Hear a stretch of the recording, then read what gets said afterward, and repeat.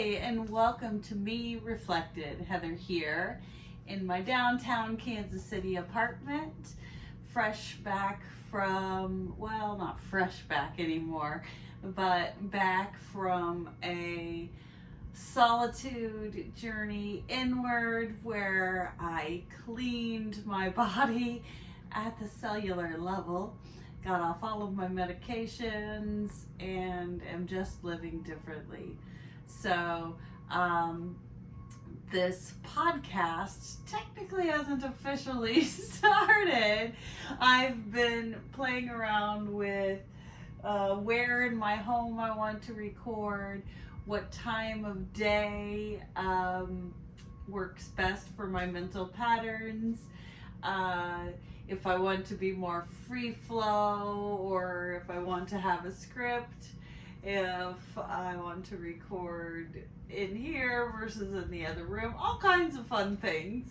And playing with sound. I seem to have mastered the sound in this room.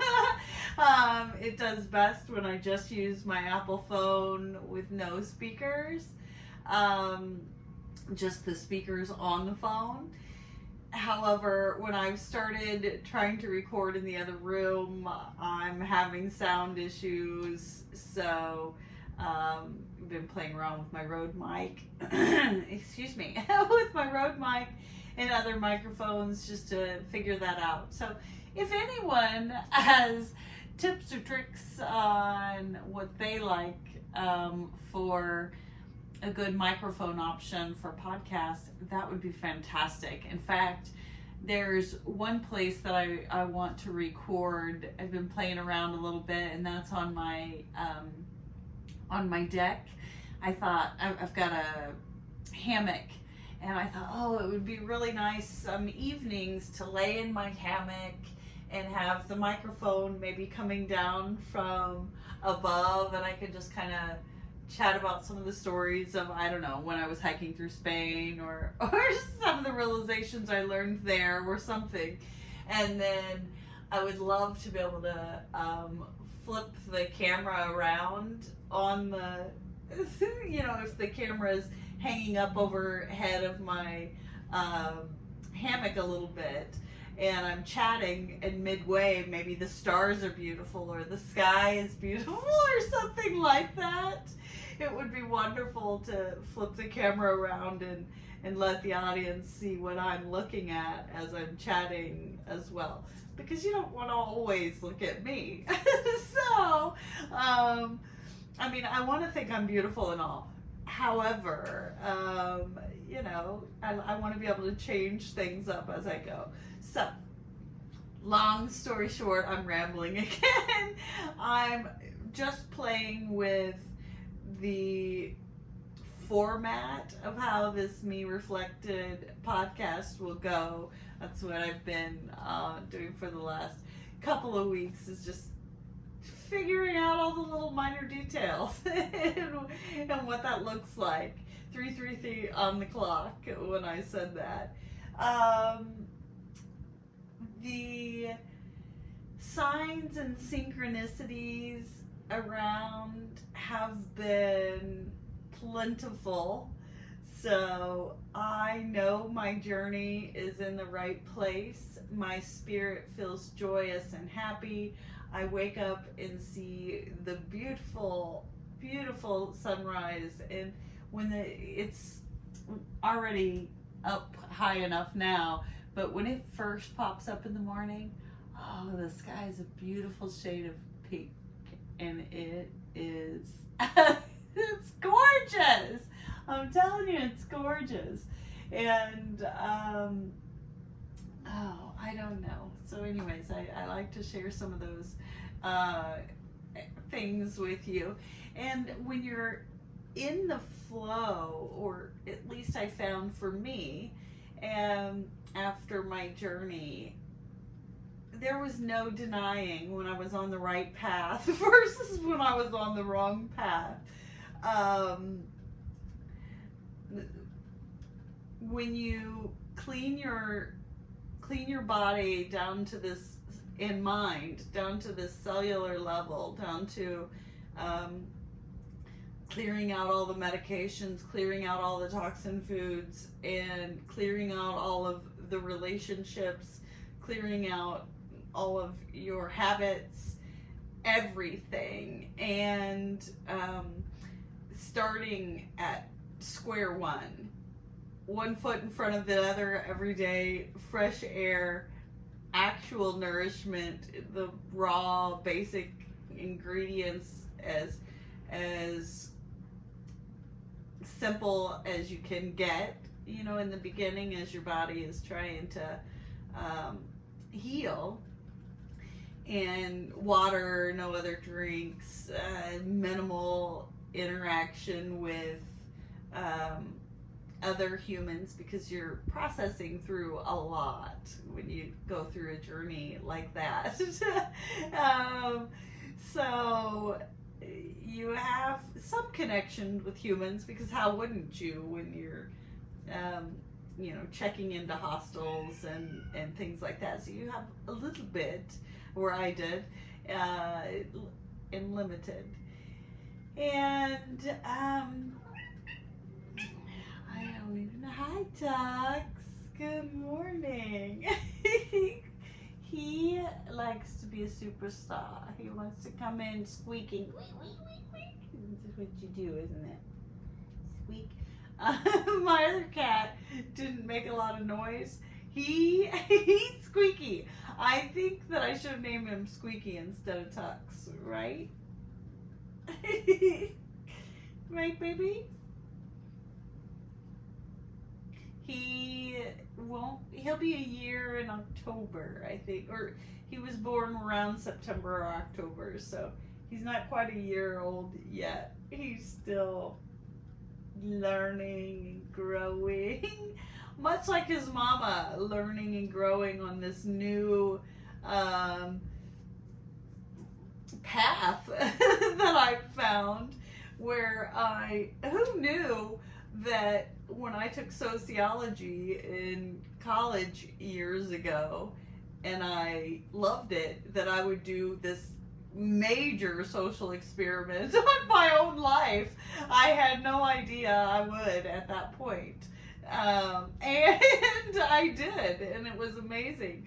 I started off with a little bitty experiment, which was serving my kids breakfast, serving my kids birthday cake and ice cream for breakfast one morning before school, instead of having birthday celebration cake and ice cream for dinner like we typically do in our society. So my experiment back then was something small and simple, and then fast forward many years later, and I do this radical shift in my own life to test some social norms and just get some answers. And the answers that I got were pretty fantastic and beautiful. So I'm passing along the wisdom. You can't have my tea, buddy.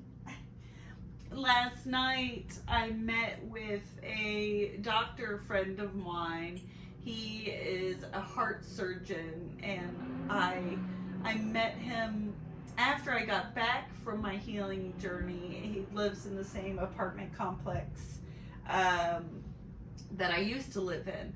So anyways, I met with him last night to see if he would be interested in chatting for a podcast and just talking about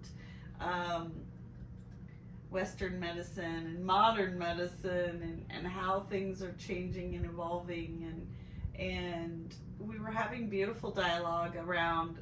My eyes are watering. Let me turn off this fan. There we go. We were having beautiful conversation about really how there's still a need for both approaches. My take on life now, and others who still choose a pharmaceutical path. And again, I want to say, I don't discount pharmaceuticals completely at all. I have just learned a healthier way for me to manage my medical needs and to be ahead of my medical needs. So anyways, I won't get too much into that right now. That's not the topic for the conversation. This is just a bedside chat about what I'm learning in the podcasting. Do you like my Van Gogh coffee mug? Well, tea mug. Oh, you can't see that very well with the way the lighting is. Never mind. I went to the immersive Van Gogh exhibits, or is that what you would call it? I guess so. When it came to Kansas City last year, year before, something like that. It's about to leave, I think. I saw some notifications, but it was beautiful. I loved it. I had talked about doing an immersive art experience for something I'm working on, so it was beautiful to see it realized. Yeah. Anyways, I digressed. What was I talking about? Tux, thanks for swatting out my coffee mug and let me talk about Van Gogh. He's cool, huh?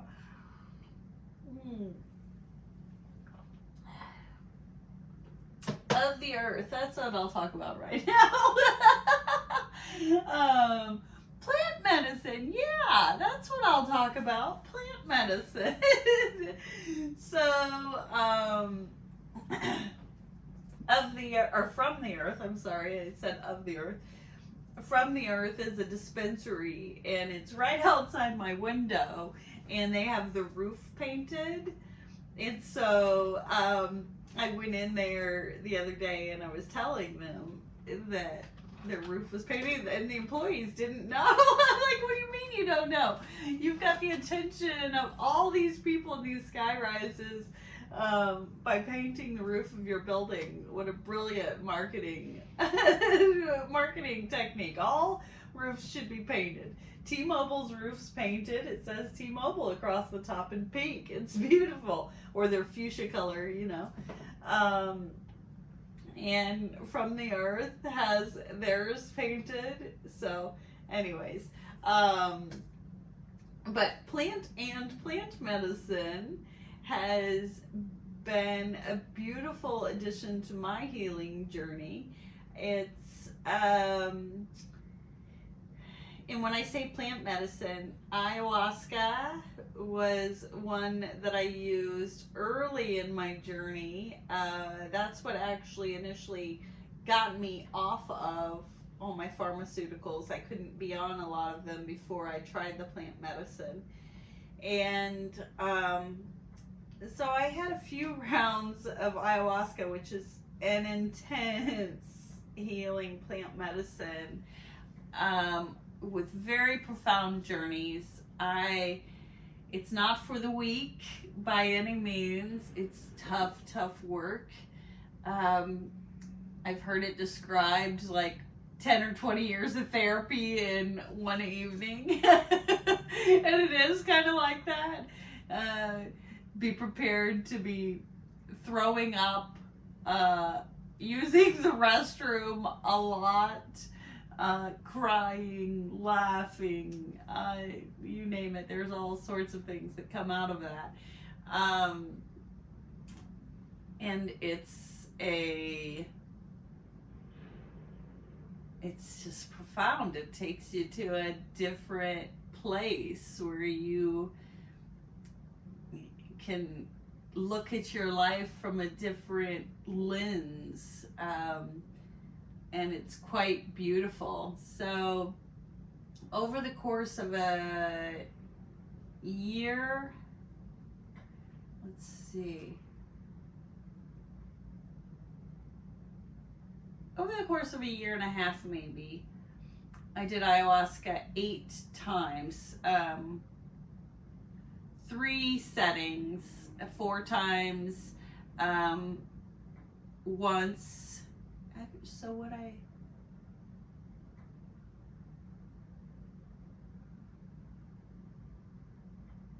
Or was that 3 times? Maybe I've done it 9 times. I think I did it 4 times the first time, 3 times the second time, and then 2 times the third. Yeah, so maybe I've done it 9 times, or it's possible I only did it 3 times the first round. I cannot recall now. I have to go back and look at my notes. But I just followed my intuition, and they say it's one of those things that you're called for. You kind of hear about it randomly from someone, and then your curiosity is intrigued and you start researching it, and before you know it, your mind is thinking about it here and there. That's when you know you've been called. when the plants are calling you, if your mind kind of keeps going to it, then your soul is interested in learning about it. So anyways, that was for me. And then Mother Ganja, marijuana, that became, so I use Mother Ganja every now and then for social anxiety. Actually, I am such a people person, and I study people, and because I did such a deep inward dive solitude journey, that reintegrating back into society at times can be much for me, especially since in my journey, one of the things that I did was begin to master energy, in the energy around me in a room, in a group of people, which is something I had been studying for most of my adult life anyway. I just went into an extreme version of the study as I was healing my body. And so I can sense energetic presence moving around me and in the rooms. And sometimes, because I have gotten so in tune with that, larger groups of people cause me a bit of anxiety, just in the beginning. So the plant medicine, I got a prescription for that when it became legal in Missouri, and I was never much of a weed girl, honestly, in the past, and I would still not describe myself as a weed girl. I like it every now and then to help me, and I also know that it's not something I want to do long term for my lungs and many other reasons. So I see it as this beautiful option that I can utilize once in a while. I learn a lot from the plants. They help ground me, and I set intentions. That's a good reminder for me right now, actually, is getting back to that. Sometimes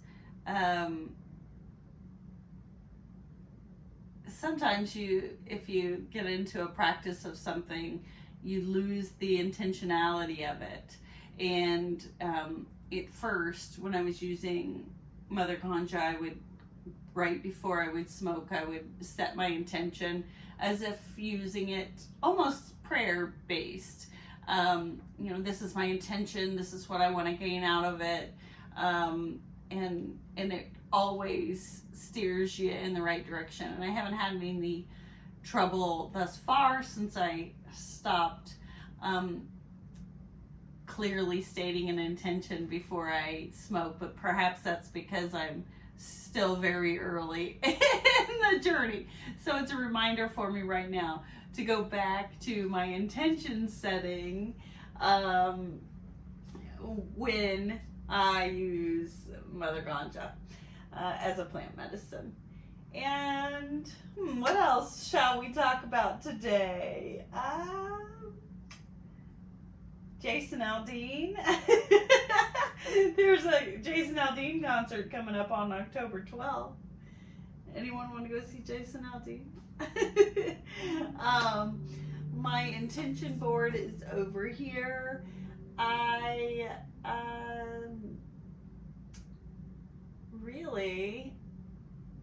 have taken care of my intentions for this week already.